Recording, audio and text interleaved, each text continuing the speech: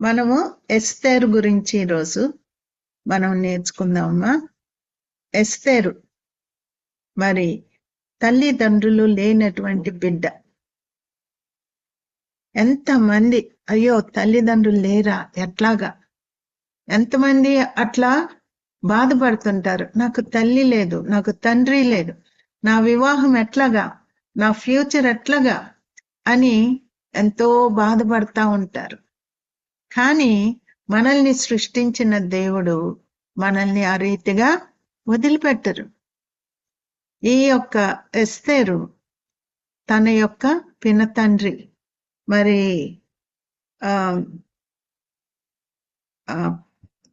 పినతండ్రి 7వ వచనం చదువమ్మా. ఎస్తేరు 2వ అధ్యాయము 7వ వచనం చదువమ్మా.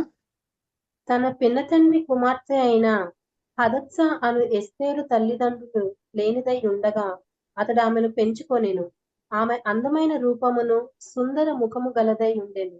ఆమె తల్లిదండ్రులు మరణము పొందిన తరువాత మొర్దెకై ఆమెను తన కుమార్తెగా స్వీకరించెను. చాలా మొర్దెకై తన కుమార్తెగా స్వీకరించాను. మనం అనుకుంటాము ద్వారాలు మూసివేయబడతాయి, ఇంకా ఏముండదు ఎట్లాగా అని అనుకుంటాం. కానీ ఎస్తేరు విషయంలో మనం చూసినప్పుడు ద్వారాలు తెరవబడ్డాయి. మరి మొర్దెకై తన కుమార్తెగా ఆమెను పెంచుకున్నాడు. మొర్దెకై యూదుడు, చాలా భక్తి కలిగినటువంటి వాడు. రాజు అశ్వేరోషు రాజు యొక్క కోటలో పనిచేస్తున్నాడు. ఆయన ఎంత రోషము పౌరుషము దేవుని కొరకు నిలబడేటువంటి మొర్దెకై, ఆయన చేతుల్లో ఎస్తేరు పడింది.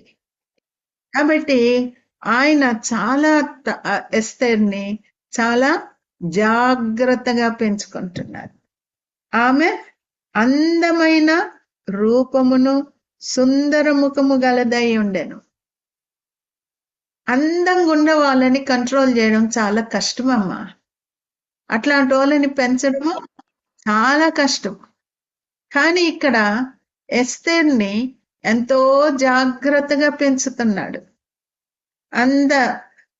మా కూతురు చాలా అందంగా ఉంటుందమ్మా, ఎన్ని శోధనలు వస్తుంటాయి, మేము దాన్ని పట్టలేకుండా ఉన్నాము.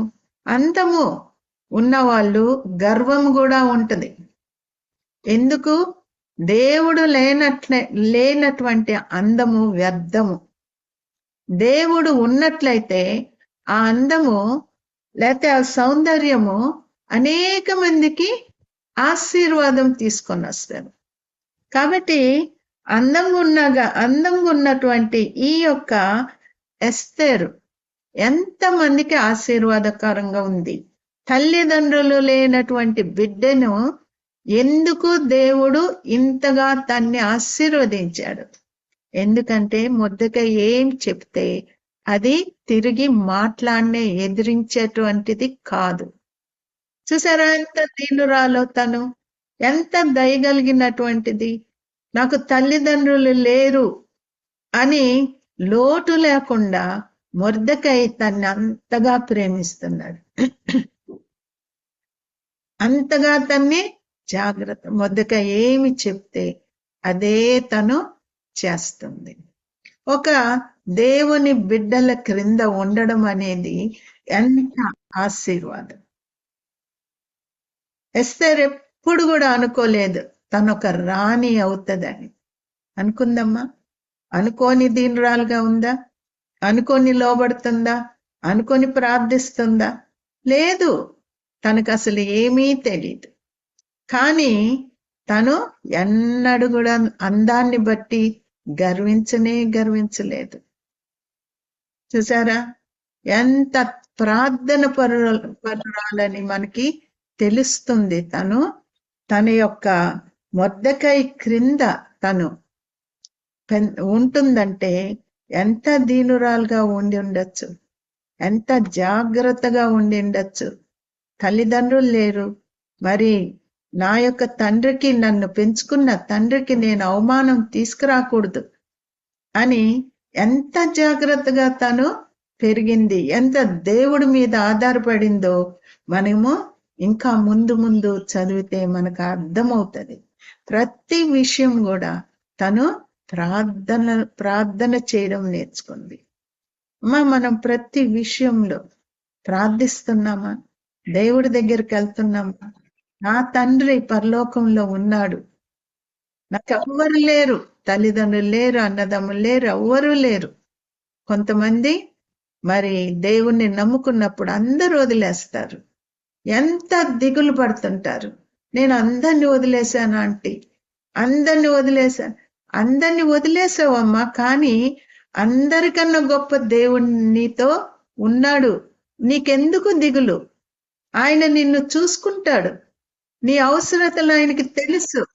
ఈ బిడ్డ నన్ను నమ్ముకుంది కాబట్టి తన అవసరతలు అన్ని నేను చూసుకోవాలా అని పరలోకమందున్న తండ్రి మనకి సహాయం చేస్తాడు. కాబట్టి ఎవ్వరు కూడా అవిశ్వాసులుగా ఉండకూడదు.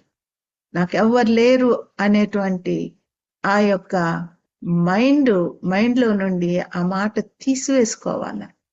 ఎవరున్నారు మనకి? యేసయ్య ఉన్నాడు. నీకు తల్లిదండ్రులున్నా తల్లిదండ్రులు లేకపోయినా మనకి ఎవరు ఉండాలా? యేసయ్య ఉండాలి.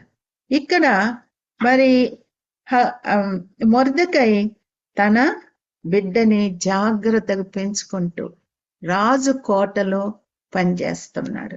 ఒక దినమున ఈ రాజు ఏం చేశాడంటే ఆయనకున్నటువంటి ఆస్తి గాని అన్ని కూడా ఇతరులకు కనపరచాలా, ఆయనకున్నవన్నీ కనపరచాలా అని చెప్పి ఒక అధిపతులందరినీ, సేవకులను విందు చేశాడంట. ఆయన విందు చేసి ప్రదర్శించాడంట. అన్ని కూడా ఎన్ని దినాలు? 180 దినాలు ఒక ఎగ్జిబిషన్ లాగా అందరు కూడా, ఎవ్వరు తక్కువ వాళ్ళు కాదు, గొప్పోళ్ళు కాదు, పేదోళ్ళు కాదు, అందరు కూడా వెళ్ళి చూడొచ్చంట. అందరికీ విందు చేస్తున్నాడంట ఆయన. 180 రోజులు మరి అంత ఇదిగా ఆయన తన ఐశ్వర్యాన్ని, ప్రభావములను కనుపరిచాడంట. ఆ విందుకు పెద్ద పెద్ద ప్రధానులను, రాజులను, గొప్ప గొప్ప వారిని పిలిపించాడు. మరి పర్షియన్ అంటే పారసీక దేశము యొక్క ఈ రాజు అనేక మందిని పిలిపించి తన యొక్క ప్రభావం, బలము అంతా చూపిస్తున్నాడు. అప్పుడు మరి ఒక విందు చేశాడంట. 7 దినముల విందు చేశాడంట. ఇప్పుడు అవన్నీ చదవాలంటే టైం లేదు కాబట్టి నేను చెప్పేస్తున్నాను. మీరు ఎస్తేరు 1-2 అధ్యాయాలు మీరు చదువుకోండి అమ్మా. అక్కడ విందు చేసినప్పుడు మరి ప్రధానులు, అధిపతులు అందరూ వచ్చారు, పేదలు అందరు కూడా వచ్చారు. ఎవరికి కావలసింది వాళ్ళకి ఇవ్వమని ఆ రాజు, అహష్వేరోషు రాజు ఆజ్ఞ ఇచ్చాడంట. ఎవరికి కూడా లోటు ఉండకూడదు, అందరూ సమృద్ధిగా తినాల. ఎవరు ఎన్నిసార్లు అడిగినా వాళ్ళకి పెట్టండి, లేదు అనద్దు, అందరికి పెట్టండి, మనకి సమృద్ధిగా ఉంది అని చెప్పి ఆయన 7 దినాలు విందు కూడా చేశాడంట. 7వ దినమున ఆయన యొక్క భార్యను రాణి అయిన వష్టి తన భార్యను, తన సౌందర్యవతి అంట, ఆమె కూడా చాలా సౌందర్యవతి అంట, తన సౌందర్యంను కనపరచవలని రాజు కిరీటము ధరించుకొని ఆమెను తన సన్నిధికి పిలుచుకొని రమ్మని తన భటులను పంపించాడంట. పంపిస్తే మరి ఒక ప్రక్కన మరి వాళ్ళ యొక్క పద్ధతి ఏంటో తెలియదు కానీ పురుషులందరికీ రాజు విందు చేస్తున్నాడు. అట్లాగే స్త్రీలందరికీ కూడా రాణి విందు చేస్తుంది. అంటే మరి వాళ్ళు పురుషుల ఎదుట కనపడకుండా ఉంటారేమో. ఆ దినాల్లో పురుషులు స్త్రీలు కలిసి విందులు చేసుకోరు కాబోలు. ఎప్పుడు స్త్రీలు, ఇప్పుడు స్త్రీలు అట్లా ఏం లేదమ్మా. ఇప్పుడు స్త్రీలు మగోళ్ళ వలె తాగుతున్నారు, మగోళ్ళలాగే చేస్తున్నారు. కానీ అప్పుడు స్త్రీలు చాలా జాగ్రత్తగా పరపురుషుని చూడకుండా అంత జాగ్రత్తగా ఉండేవాళ్ళు. అటువంటి సమయంలో మరి రాజు ఈ రాణి చాలా సౌందర్యమును చూపించాలని, నా భార్య అందం చూడాల మీరందరూ, నా భార్యను చూసి ఉండరేమో, అంత అందగత్త అని చెప్పి అన్ని పిలిపిస్తే వస్తే ఏమన్నది, నేను రాను. రాజు ఆజ్ఞ అది. రాను అంటే ఇంకా రాజు ఏమన్నా చేయగలడు. కానీ ఎందుకు రానన్నది? కొంతమంది అంటారు ఆమె గర్భిణితో ఉండి ఉండొచ్చు, అందుకని అందరు ఎదుట తను రావడం ఇష్టం లేక వచ్చి ఉండదు అని కొంతమంది అంటున్నారు. కొంతమంది ఏమంటున్నారు, పరపురుషులకి తన అందాన్ని చూపించడం ఏంటి, నేను నా అందాన్ని అందరికెందుకు చూపాలా అని తను రానన్నదేమో అని అంటున్నారు. ఏదేమైనప్పటికీ ఆమె రాలేదు. అప్పుడు అక్కడున్నటువంటి ఆ యొక్క రాకుమారులందరూ కూడా ఆశ్చర్యపోతారు. ఇదేంటి, రాజు పిలిస్తే రాలేదు, ఇప్పుడు ఆమె రాజుకి లోబడిపోతే రేపు మా భార్యలు మాకు లోబడతారా? రానియే లోబడలేదు, మేమెందుకు లోబడాలా అని అంటారు కదా రాజా. కాబట్టి దీని విషయం మీరు ఆలోచించండి, ఇది మంచి పద్ధతి కాదు అన్నప్పుడు రాజుకి చాలా రాణి మీద కోపం వచ్చి ఆమెని ఇంకా ఎన్నడూ కూడా నా ముఖం చూడడానికి వీల్లేదు, నాకు ఆమె అవసరం లేదు అని చెప్పి ఆయన చాలా కోపము వస్తుంది. తర్వాత అందరు వెళ్ళిపోయిన తర్వాత ఆయన కోపము మరి దిగిపోయిన తర్వాత మరి అక్కడ ఉన్నటువంటి ఆ యొక్క పురుషులు ఏమని చెప్తారంటే, ఆయనకి ఏమని హెచ్చరిక ఇస్తారంటే, ఎస్తేరు 2వ అధ్యాయము 1వ వచనం నుండి చదువమ్మా, 4 వరకు చదువమ్మా. ఈ సంగతులైన తరువాత రాజైన అహష్వేరోషు యొక్క ఆగ్రహము చల్లారినప్పుడు అతడు వష్టిని, ఆమె చేసిన దానిని, ఆమెకు నిర్ణయింపబడిన దానిని తలంచగా, యవ్వనులకు రాజు పరిచారకులు ఇట్లనిరి, అందమైన కన్యకలను రాజు కొరకు వెతకనదగును. అందు నిమిత్తము సౌందర్యవంతులైన కన్యకలందరినీ సమకూర్చి షూషను కోట అంతఃపురమునకు చేర్చి స్త్రీలకు కాపర్యగు రాజు యొక్క నపుంసకుడగు హేగే వశమునకు అప్పగించినట్లు రాజు తన రాజ్యము యొక్క సంస్థానములన్నిటిలో పరిచారకులను నియమించును కాక, శుద్ధి కొరకు సుగంధ ద్రవ్యములను వారికి ఇచ్చిన తరువాత రాజు ఆ కన్యకలలో దేని ఇష్టపడునో ఆమె వస్తికి బదులుగా రాణియగును. ఈ మాట రాజులకు అనుకూలమాయను కనుక అతడు అలాగూ జరిగించెను. చాలమ్మా. కాబట్టి ఈ ఐడియా అక్కడ ఉన్నటువంటి ఆ యవనుల రాజ పరిచారకులు ఈ రీతిగా చెప్పారు, రాజా మేము వెళ్ళి ఒక మంచి అందమైనటువంటి అమ్మాయిని మీ కొరకు తీసుకొని వస్తాము. ఇప్పుడు ఈ రాణి అవసరం లేదు కదా, మీకు లోబడలేదు కదా, మేము ఇంకొకరిని తీసుకొని వస్తాము అని చెప్పి ఆ యొక్క దేశంలో ఉన్నటువంటి వారు యమున స్త్రీలు, అందమైన స్త్రీలందరినీ తీసుకొని వచ్చారు. కొంతమందిని తీసుకొచ్చినప్పుడు 6 నెలలేమో సుగంధ ద్రవ్యాలు, శుద్ధి కొరకు సుగంధ ద్రవ్యాలతో వాళ్ళని అన్ని మసాజ్ చేసి ఇంకొక 6 నెలలు ఆ రీతిగా సంవత్సరము వాళ్ళని రుద్ది అందంగా చేసి రాజు దగ్గరికి, రాజా 1 year 1 సంవత్సరం అయిన తర్వాత మేము సిద్ధపరుస్తాము, మీకు ఇష్టమైనటువంటి అమ్మాయిని మీరు వివాహం చేసుకోవచ్చు, రాణిగా చేసుకోవచ్చు అని చెప్తారు. అట్లా అందమైనటువంటి ఆ యవన కన్యకలను, మళ్ళా కన్యక అయి ఉండాల, ఎవరిని పడితే వాళ్ళని తెస్తే రాజు ఒప్పుకోడు. చూసారా, కన్యకలను తీసుకొని వచ్చినప్పుడు అక్కడ ఆ కోటలో ఈ మొర్దెకై కూడా నా బిడ్డని కూడా నేను పంపిస్తాను, నా బిడ్డను కూడా పంపిస్తానని చెప్పి మరి ఆ యొక్క ఎస్తేర్ని కూడా కోటలోకి పంపిస్తాడు. చూద్దాము ఏం జరుగుద్దో, దేవుడు ఏం చేస్తాడు అని చెప్పి తన బిడ్డను కూడా పంపిస్తాడు. 8వ వచనం చదవమ్మా. రాజాజ్ఞయు అతని నిర్ణయమును ప్రచురము చేయబడి కన్యకలు అనేకలు షూషను కోటకు పోగు చేయబడి హేగే వశమునకు అప్పగింపబడగా ఎస్తేరును రాజు యొక్క నగరునకు తేబడి స్త్రీలను కాయు హేగే వశమునకు అప్పగింపబడెను.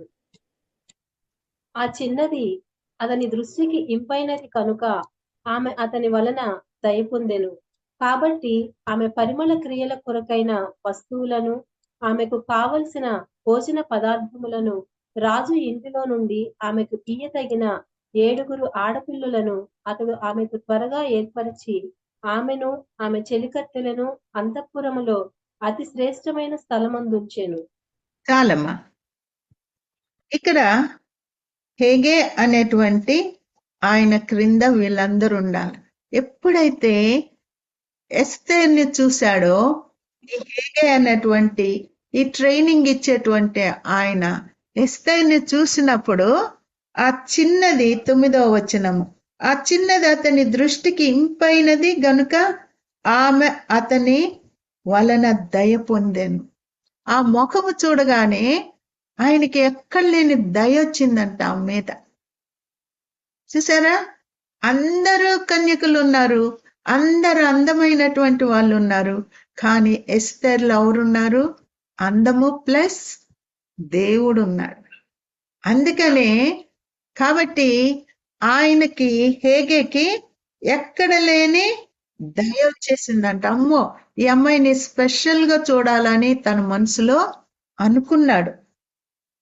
ఎందుకు ఆ దయ వచ్చింది? ఎందుకు వచ్చింది ఆ దయ? అందరి మీద దయ రాలేదు, దయ వచ్చింది. తనకి కావలసినవి అన్ని ఇచ్చేశాడు, పనికత్తెల్ని ఇచ్చేశాడు. మళ్ళీ అంతఃపురంలో, మ్యూట్ లో పెట్టండి అమ్మా, అంతఃపురంలో ఎవరు డిస్టర్బ్ చేయకూడదు. అంతఃపురంలో మంచి స్థలము ఆ అమ్మాయికి ఇచ్చేశాడు కోటలో. చూసారా, దయ. కీర్తన 5:12 చదువమ్మా. యెహోవా నీతిమంతులను ఆశీర్వదించు వాడవు నీవే, కేడముతో కప్పినట్లు నీవు వారిని దయతో కప్పెదవు. కావున చాలు, యెహోవా నీతిమంతులను ఆశీర్వదించువాడవు నీవే. ఎస్తేరు నీతిమంతురాలు, తన్ను ఆశీర్వదించేది యేసయ్యే. మరి ఒక డాలులాగా ఒక కేడముతో కప్పినట్లు నువ్వు వారిని దయతో కప్పెదవు. దయతో ఎస్తేరుని కప్పాడు. దయ. నిన్ను చూసినప్పుడు మనుషులకి దయ పుట్టుద్దా? నిన్ను చూసినప్పుడు మనుషులు విసుక్కుంటున్నారా? ఏమా, ఎందుకు అందరూ నన్ను త్రోసేస్తున్నారు అని నువ్వు అనుకుంటున్నావా? దేవుని దయ నిన్ను కప్పిందా? దేవుని దయ నీ మీద ఆ మేఘం వలె ఉన్నట్లయితే, కప్పినట్లయితే ఎవరు చూసినా గాని నిన్ను ప్రేమిస్తారు, నిన్ను నీ పట్ల దయగలిగి ఉంటారు. మరి దయగలిగిన మాటలు దేవుని దృష్టికి పవిత్రములంట. నీ నోట్లో నుండి ఎట్లాంటి మాటలు వస్తున్నాయమ్మా? నువ్వు మనుషులు నిన్ను చూసినప్పుడు దేవుడు నీలో ఉన్నాడా? మనుషులకి దయ పుడుతుందా? మనుషులు నిన్ను మెచ్చుకుంటున్నారా, చీదరించుకుంటున్నారా? గయాలి గంప ఈ అమ్మాయి అంటున్నారా? ఏమా, ఎప్పుడు నీ పట్ల ఎప్పుడు మనుషులకి ప్రేమ పుడుతుంది, ఎప్పుడు దయ పుడుతుంది. ఈ హేగేకి ఎప్పుడు కూడా ఈ ఎస్తేర్ని చూడలేదు, కానీ ముఖంలో చూడగానే తనలో ఒక కళ, చక్కని కళ, చక్కని పరిశుద్ధత తనలో కనిపించింది కాబోలు.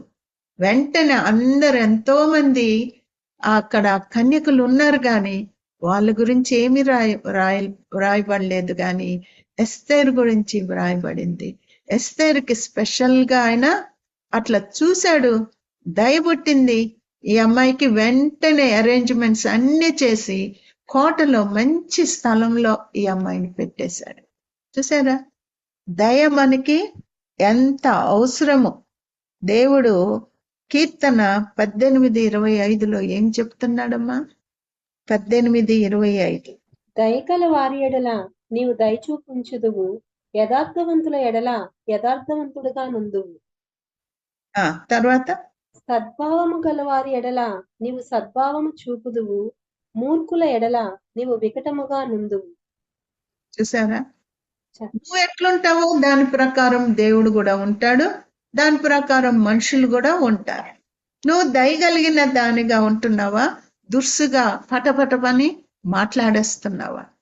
కొంతమంది అంటారు, నా హృదయంలో ఏముందో అది నేను చెప్పేస్తాను, మొఖం మీద చెప్పేస్తాను.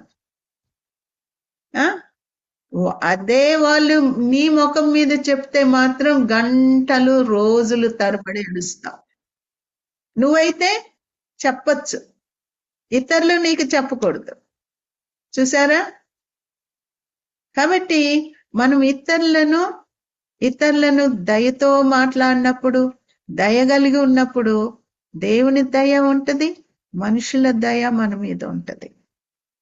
కాబట్టి మనము ఎట్లాగా, ఏ రీతిగా మనుషుల దయ ఎందును మరి దేవుని దయ ఎందును మనము ఎదగవలసి ఉన్నాం. మనుషులతో జాగ్రత్తగా మాట్లాడాలమ్మా, దురుసుగా మరి ఉన్నట్టుగా నేను మాట్లాడేస్తాను అని చెప్పి నువ్వు మొఖమాటం లేకుండా వాళ్ళని ఇష్టానికి మాట్లాడితే నీ దగ్గర ఎవ్వరు ఉండరు. ఒక్కొక్కరు నిన్ను వదిలి వెళ్ళిపోతారు. అప్పుడు అనుకుంటావు నువ్వు, ఎందుకు మనుషులు నేను యథార్థంగా ఉంటున్నాను కదా, యథార్థంగా మాట్లాడుతున్నాను కదా, ఎందుకు నన్ను విడిచి వెళ్ళిపోతున్నారని నువ్వు అనుకోవచ్చు. ఈరోజు దేవుడు నీతో మాట్లాడుతున్నాడు. నీ నోటిని జాగ్రత్తగా పెట్టుకోవాలి, నోటిని జాగ్రత్తగా పెట్టుకోవాలి. ఇక్కడ ఎస్తేరుకి సలహా ఏమిచ్చాడో చూడండి అమ్మా. మొర్దెకై ఏమని సలహా ఇచ్చాడు? 10వ వచనము, 2వ అధ్యాయం 10వ వచనం. మొర్దెకై నీ జాతిని నీ వంశమును కనపరచకూడదని ఎస్తేరునకు ఆజ్ఞాపించి ఉండెను, కనుక ఆమె తెలుపలేదు. ఎస్తేరు ఎలాగుండెనో అదియు ఆమెకేమీ సంభవించునో అదియు తెలుసుకొనుటకై అంతఃపురము యొక్క ఆవరణము ఎదుట ప్రతి దినము మొర్దెకై తిరుగులాడుచుండెను. చదువమ్మా. 6 మాసములు గోపరస తైలముతోనూ 6 మాసములు సుగంధ వర్ణములతోనూ స్త్రీల పరిమళ క్రియల కొరకైన మరి వేరు పదార్థములతోనూ స్త్రీలు పరిమళ క్రియలు ముగించి రాజునొద్దకు పోవువారు 12 మాసములైన తరువాత రాజైన అహష్వేరోషునొద్దకు వెళ్ళుటకు ఒక్కొక్క చిన్నదాని వంతు వచ్చినప్పుడు ఒక్కొక్క చిన్నది రాజునొద్దకు ఆ విధముగా పోవుచుండెను. ఏమనగా ఆ తీరున వారు పరిమళ క్రియలు చేయి కాలము సంపూర్ణమగుచుండెను. మరియు అంతఃపురములో నుండి రాజు ఇంటిలోనికి వెళ్ళవలసిన సమయమందు ఆమె ఏమేమి కోరునో అది అట్టి స్త్రీకి ఇయ్యబడుట కద్దు. సాయంత్రం చాలు. ఇక్కడ మొర్దెకై ఏమని ఆజ్ఞాపించాడు? ఎస్తేర్, నీ జాతిని నీ వంశమును కనుపరచకూడదని ఎస్తేరుకి ఆజ్ఞాపించి ఉండెను గనుక ఆమె తెలుపలేదు, నోరు విప్పలేదంట. ఏమని ఆజ్ఞాపించాడు? నువ్వెవ్వరికి చెప్పద్దు, యూదురాలువని నువ్వెవ్వరికి చెప్పద్దు, నువ్వు జాగ్రత్తగా ఉంటు. కొంతమందికి ఈ సీక్రెట్స్ ఏమన్నా తెలిస్తే ఫోన్ల మీద ఫోన్లు చేసి ప్రతి ఒక్కరికి చెప్పే వరకు కూడా వాళ్ళకి తృప్తి ఉండదు. నోటి మీద అదుపే ఉండదు. ఫోన్ తీసుకున్నారంటే గంటలు గంటలు మాట్లాడతారు. ప్రార్థన చేయడానికి టైం ఉండదు, కానీ ఫోన్లో అందరికీ చెప్పాల్సిందే. జాగ్రత్తగా ఉండాలమ్మా. అపవిత్రమైన ముసలమ్మ ముచ్చట్లు మనకు అనవసరం. అది నిన్ను అపవిత్రపరుస్తుంది. నువ్వు అనవసరమైనటువంటి ముచ్చట్లు పెట్టుకొని నిన్ను నువ్వు అపవిత్రపరుచుకుంటున్నావు. ఆ విషయము వాక్యం చదివితేనే నీకు తెలుస్తుంది. ఎందుకు దేవుడు నిన్ను ముచ్చట్లు ఆడొద్దని చెప్తున్నాడు?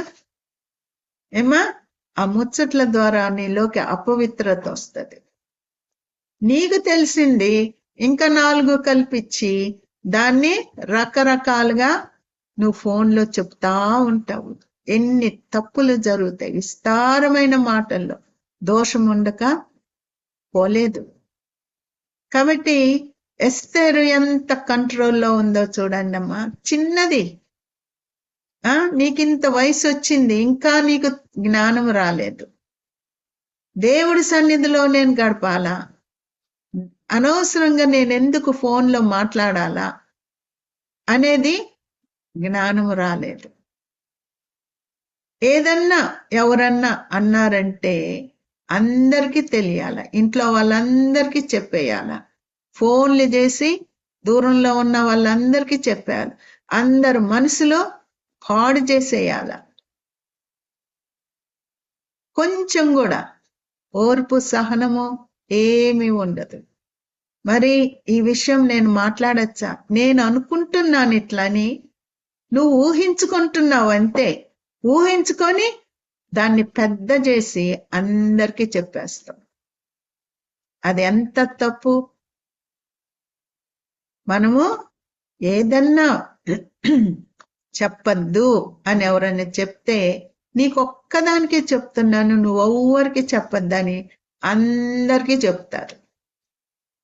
నోటికి కళ్ళెం ఉండాల, నోటి మాటలు జాగ్రత్తగా ఉండాల.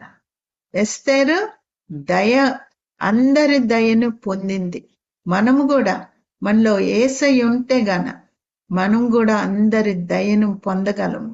నిన్ను చూడగానే అబ్బా, ఈమె దగ్గరికి వెళ్ళి నా హృదయం కుమ్మరించుకుంటే బాగుండు, ఈమెతో ఈ సిస్టర్తో అన్ని చెప్పుకుంటే బాగుండు, ఆమెను చూస్తుంటేనే మంచి దానిలా కనిపిస్తుంది అని అనిపించేలాగా నువ్వు అడుక్కోవాల దేవుణ్ణి. ప్రభువా, ఎవరు అవసరతలు ఉన్నారో నాకు తెలీదు, వాళ్ళనే నా దగ్గరికి తీసుకోరా ప్రభు అని నువ్వు ప్రార్థన చేసుకోవాలా. కరెక్ట్గా అట్లాంటి వాళ్ళే వస్తారు నీ దగ్గరికి. ఎందుకు అందరి దగ్గరికి వెళ్ళి అందరితో హృదయం విప్పి మాట్లాడరు? ఏమా, నీలో ఏదో వెలుగు చూడడం బట్టే నీ దగ్గరికి వస్తారు, నీతో మాట్లాడతారు. అట్లాంటి దయ, అట్లాంటి కృప నీ మీద ఉండాలి. అమ్మో, ఆ వస్తుంది బాబురే, ఆ వచ్చిందంటే చాలు ఏదో ఒకటి మరి పెట్టి వెళ్ళుద్ది, ఏదో ఒక పోట్లాడి పెట్టుద్ది. చూసారా? అట్లాంటి సాక్ష్యము మనము కలిగి ఉండకూడదు. మనం ఎక్కడికి వెళ్తే అక్కడ మనము సమాధానపరచువారుగా ఉండాలి. సమాధానపరచువారు ధన్యులు, వారు దేవుని బిడ్డలు అనబడుతురు. నువ్వు ఎక్కడికి వెళ్ళినా పోట్లాట్లు పెట్టేదానిగా ఉండకూడదు. నీ నోటిని జాగ్రత్తగా పెట్టుకోవాలా. మరి మొర్దెకై ఎస్తేరుకి చెప్పారు, నీ యొక్క జాతిని, వంశమును ఎవరితో కూడా నువ్వు మాట్లాడద్దు. అట్లాగే తను ఎవరితో మాట్లాడలేదు. తను ఎక్కడి నుండి వచ్చింది ఏంటి, ఎవరితో తను మాట్లాడలేదు. అటువంటప్పుడు తను ఆ యొక్క 6 మాసాలు గోపరస తైలంతోనూ 6 మాసాలు సుగంధ వర్గములతోనూ స్త్రీల పరిమళ క్రియల కొరకైన మరి వేరు పదార్థములతోనూ స్త్రీలు పరిమళ క్రియలు ముగించి రాజు నొద్దకు పోవారు 12 మాసములైన తర్వాత రాజైన అహష్వరోషునొద్దకు వెళ్ళుటకు ఒక్కొక్క చిన్న దానికి వంతు వచ్చిందంట. ఇంకా 1 year అయిపోయింది. ఇంకా రాజు దగ్గరికి వెళ్ళాల. ఒక్కొక్కరు రాజు దగ్గర పంపిస్తున్నారు. రాజు చూసి వాళ్ళ యొక్క పేరు పిలిస్తే తప్ప 14వ వచనంలో ఏమనుందంటే, ఆమె యందు రాజు సంతోషించి ఆమెను పేరు పెట్టి పిలిస్తేనే గాని ఆమె రాజు నొద్దకు మరలా వెళ్ళకుండేది. ఆయన పిలవాలంట. ఒకసారి చూస్తాడు, కానీ మళ్ళీ పిలిస్తే తప్ప ఆయన యొద్దకు మరలా వెళ్ళకూడదంట. మరి 15వ వచనం చదువమ్మా. 2:15. మొర్దెకై తన కుమార్తెగా స్వీకరించుకొనిన తన ప్రియపుత్రి అయిన అబీహాయిలు కుమార్తెయగు ఎస్తేరు రాజునొద్దకు వెళ్ళుటకు వంతు వచ్చినప్పుడు స్త్రీలను కాయు రాజు యొక్క షండుడైన హేగే నిర్ణయించిన అలంకారము కాక ఆమె మరి ఏమీ కోరలేదు. ఎస్తేరును చూచిన వారందరికీ ఆమె యందు దయ పుట్టెను. చాలా ఎస్తేరు రాజు నొద్దకు వెళ్ళవలసిన ఆ యొక్క సమయం వచ్చిందంట. సమయం వచ్చింది. మరి 13వ వచనంలో ఏముందంటే, మరి అంతఃపురంలో నుండి రాజు ఇంటిలోనికి వెళ్ళవలసిన సమయమందు ఆమె ఏమేమి కోరునో అది అట్టి స్త్రీకి ఇయ్యబడుట కద్దు. కాబట్టి రాజు దగ్గరికి వెళ్తున్నా, నాకు ఇది కావాలా, అది కావాలా, రత్నాలు కావాలా, రవ్వలు కావాలా, పగడాలు కావాలా, ఇంకా ఏమేమి అడుగుతారో అవన్నీ మరి తెచ్చి ఇవ్వవలసిందే. హేగే తెచ్చి, ఎందుకంటే ఆయన వశములో ఉన్న వాళ్ళందరికీ ఆయన చేయవలసిందే. ఇదెందుకు నీకు, ఇంత ఖరీదైంది ఎందుకు అని అడగరు. ఆమెకి ఇట్లా పెట్టుకుంటే బాగుండు, ఈ నగేసుకుంటే బాగుండు, ఈ చెవులకి ఇట్లా పెట్టుకుంటే బాగుండు, ఈ తల్లో పెట్టుకుంటే బాగుండు అని హేగేని అడిగితే వెంటనే తెచ్చి ఇచ్చేసేయాల. కానీ ఎస్తేరు చూడండి, ఎస్తేరు గురించి ఏమని రాసింది? ఎస్తేరు 15వ వచనము, ఎస్తేరు రాజునొద్దకు వెళ్ళుటకు వంతు వచ్చినప్పుడు స్త్రీలను కాయు రాజు యొక్క షండుడైన హేగే నిర్ణయించిన అలంకారము కాక ఆమె మరి ఏమీ కోరలేదు. అది కావాలి, ఇది కావాలా అని ఏమి కోరలేదంట. హేగే ఏమిచ్చి, అమ్మా ఇది పెట్టుకో, నువ్వు ఇది పెట్టుకో అని ఏమేమి ఇచ్చాడో అది మాత్రం పెట్టుకుందాను. చూడండి ఎంత వ్యత్యాసము కనిపిస్తుందో. తక్కినోళ్ళకి ఎస్తేరుకి ఎంత తృప్తి కలిగి ఉంది. హేగే ఏమిస్తే అది నాకు చాలు. ఎవరుండాలా నాతోటి? దేవుడు ఉండాలా. కాబట్టి ఈ ఆభరణాలు ఇవన్నీ కాదు, అవన్నీ నన్ను రాణిగా ఎన్నుకోవు. దేవుడు ఎన్నుకుంటే ఎవరు కూడా ఏమి చేయలేరు. సాధారణంగా ఇట్లాంటి పోటీలు ఉన్నప్పుడు, పోరాటం ఉన్నప్పుడు ఇతర కన్యకలు ఈ ఎస్తేరుని చూసినప్పుడు ఈర్ష్యపడాలి కదా.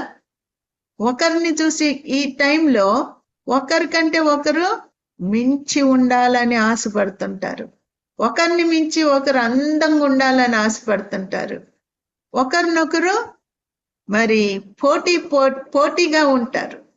కానీ ఎస్తేరు మాత్రము హేగే నిర్ణయించిన అలంకారము గాక ఆమె మరి ఏమీ కోరలేదు.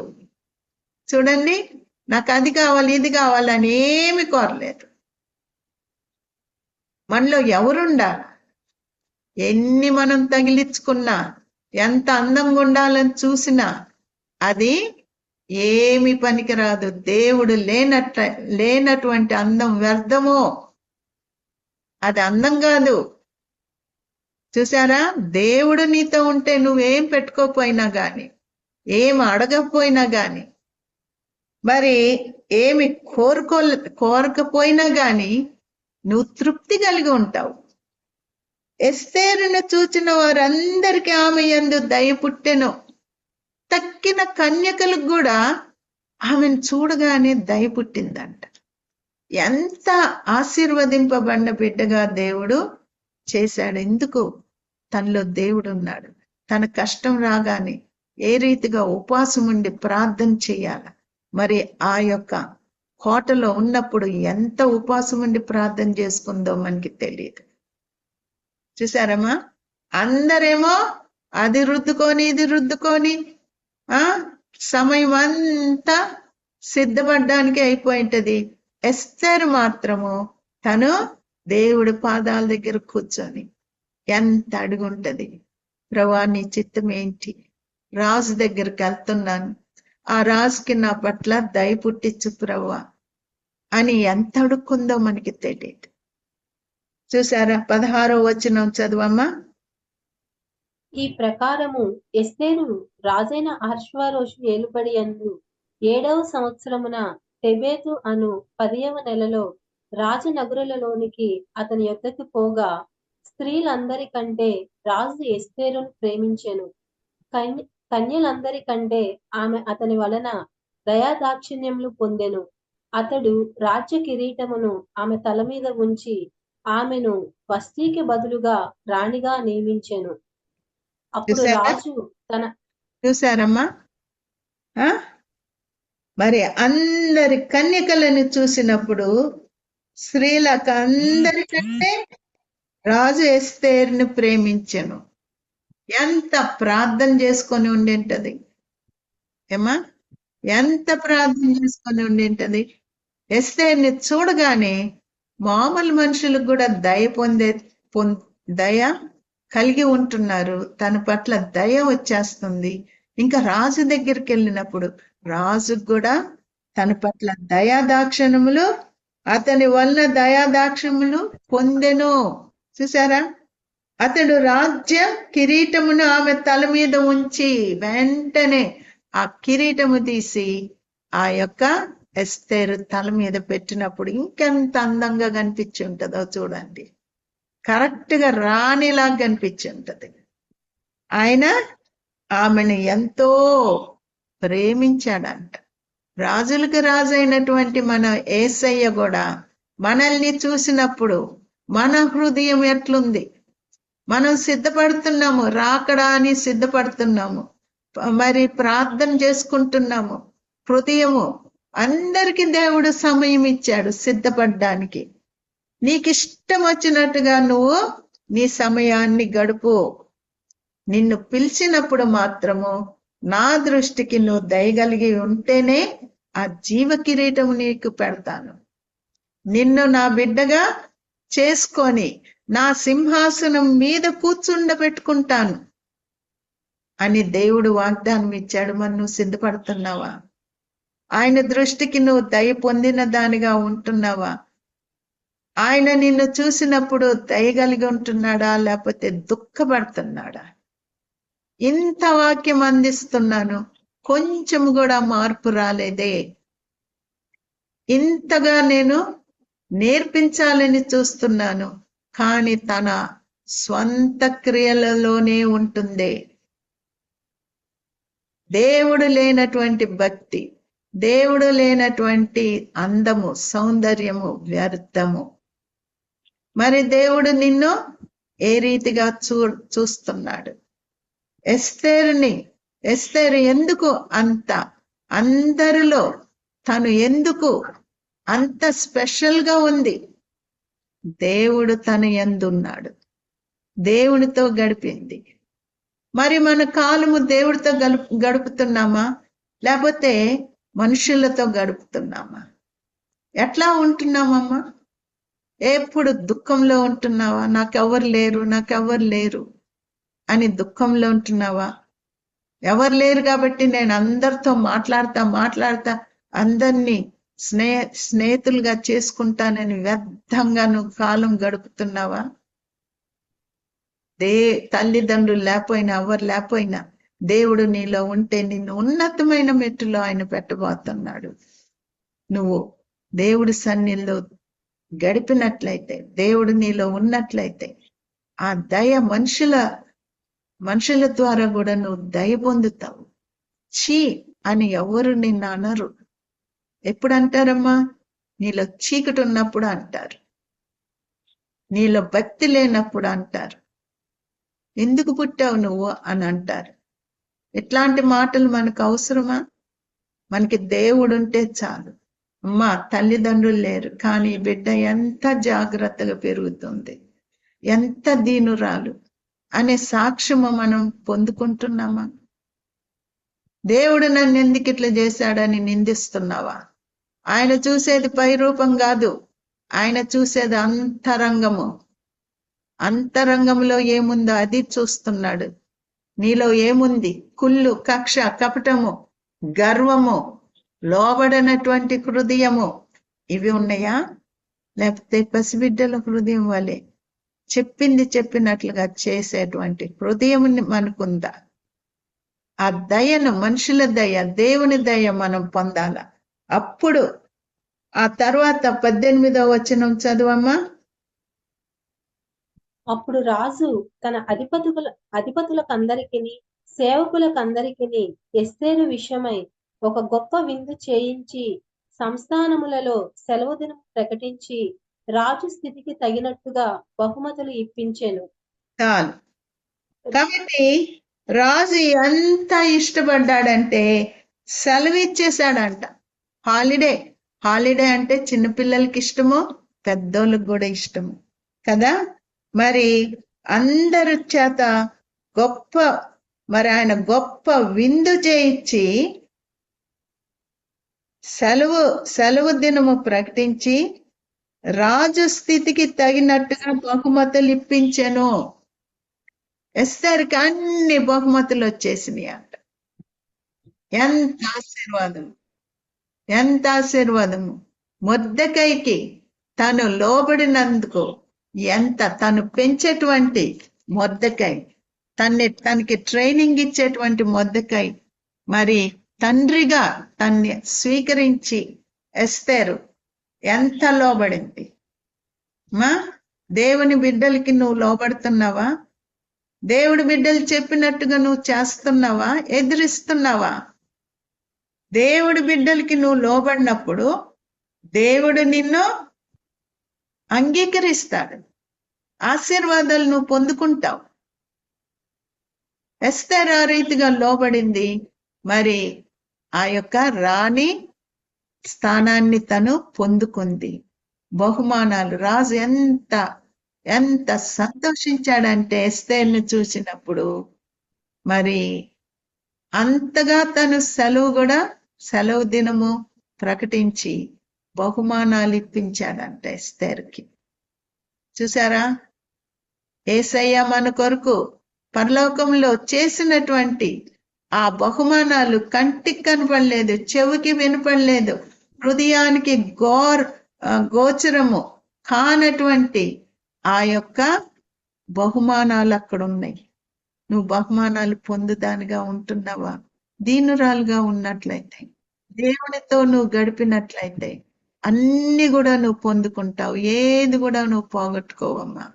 ప్రార్థన చేసుకుందాం. పరిశుద్ధమైన తండ్రి, ప్రేంగల ప్రభువా, ఎస్తేరు ఒక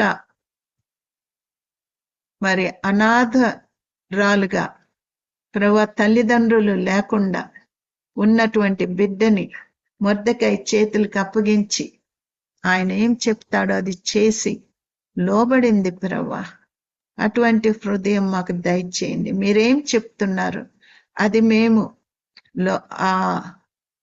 అంగీకరించడానికి, లోబడ్డానికి, దేవుని బిడ్డలకి లోబడ్డానికి ప్రభువా మీరు మాకు సహాయం దయచేయండి. ట్రైనింగ్ అంటే ఎన్నో ఉంటాయి, ఎన్నో దిద్దుబాటులు ఉంటాయి. నేను మారను, నేను ఇట్లాగే ఉంటాను అంటే ఎవ్వరేం చేయలేరు ప్రభువా. కానీ నా తండ్రి ఎస్తేరు ఎంత దీనురాలుగా ఉండి తనతో ఉన్నటువంటి ఇతర కన్యకలను చూసి అసూయపడకుండా, వాళ్ళు కూడా అసూయపడకుండా దయ పొందిందంట వాళ్ళ దగ్గర నుండి కూడా. ఎంత ధన్యురాలు ప్రభువా. తండ్రి, వాళ్ళకిచ్చినటువంటి సమయము ఏది కూడా ఎక్స్ట్రా ఏం అడగలేదంట. నాకు ఇది కావాలా, ఈ షోకులు ఆ షోకులు అని తను ఏమాత్రం అడగలేదు. గాని తన అంతరంగంలో దేవుని కలిగి ఉన్నందుకు ఆ రాజు చూడగానే ఎంత ప్రేమ కలిగి వెంటనే ఆ కిరీటం పెట్టి ఎంతగా ప్రభువా ఆయన ప్రేమించి రాణిగా చేసుకున్నాడు. నా దయగల ప్రభువా, ఒక దినమున మీరు ప్రభువా మమ్మల్ని కూడా మీరు పరీక్షించబోతున్నారు. నీ సింహాసనం ఎదుట మీకు అంగీకారంగా ఉంటే మీ సింహాసనం మీద కూర్చుండబెట్టుకుంటానని వాక్యములో ఉంది కదా. కాబట్టి ప్రభువా మేము వాటి కొరకు సిద్ధపడడానికి సహాయం దయచేయండి.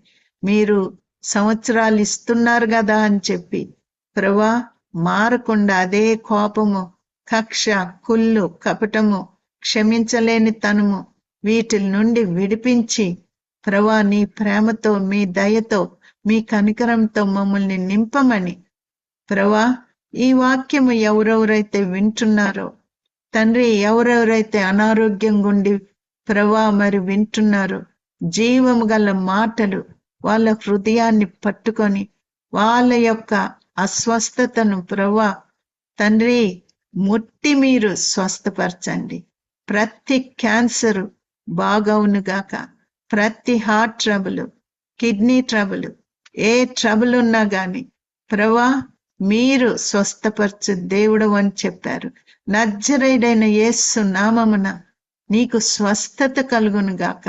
ప్రభువా ప్రతి బిడ్డని మీరు దర్శించి స్వస్థపరచండి. ప్రభువా వాక్యం వినుచుండగానే వాళ్ళకి స్వస్థత రావాల, లేచి నడవాల. ప్రభువా తండ్రి చీకటి శక్తులతోటి బాధింపబడుచున్నటువంటి వారి కొరకు అడుగుచున్నాను తండ్రి. నజరేయుడైన యేసు నామమున ఆ యొక్క కట్లు, చేతబడి కట్లు తెగిపోవును గాక.